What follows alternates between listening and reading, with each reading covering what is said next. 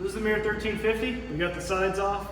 We're getting ready to get the tablet, open up a web browser, go to the access point, and then we're going to drive it off. Press the buttons to release. The side comes down. Pull the knob and pull down.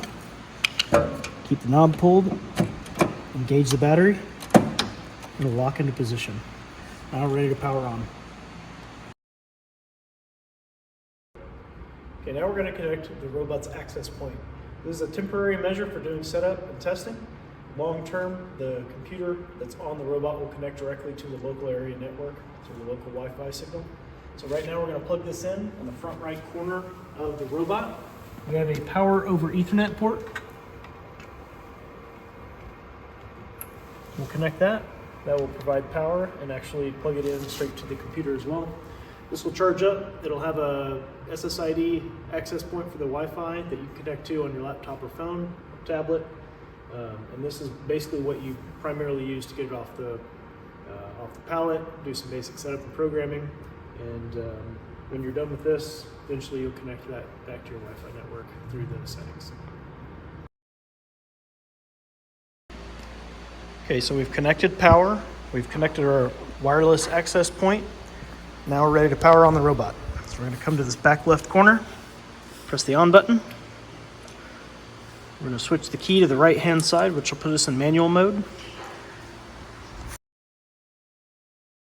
Now that we have the robot powered on, the access point is powered on. You should be able to see your robot serial number and the Wi-Fi. Go ahead and connect to that.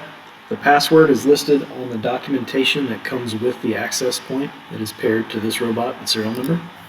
Then we're going to go to MiR.com in a web browser. Then it'll pull up the login panel. From here, we're going to go ahead and log in with the default admin.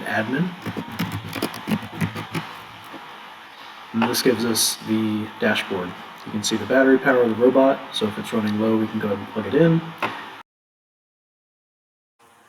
Okay, now we're ready to drive our robot off of the stand. So we're going to make sure the key is in manual mode. We're going to click our joystick, select manual control, and then we have to press the restart button on the robot. This is a safety restart, and now we can slowly drive our robot forward and off the pedestal.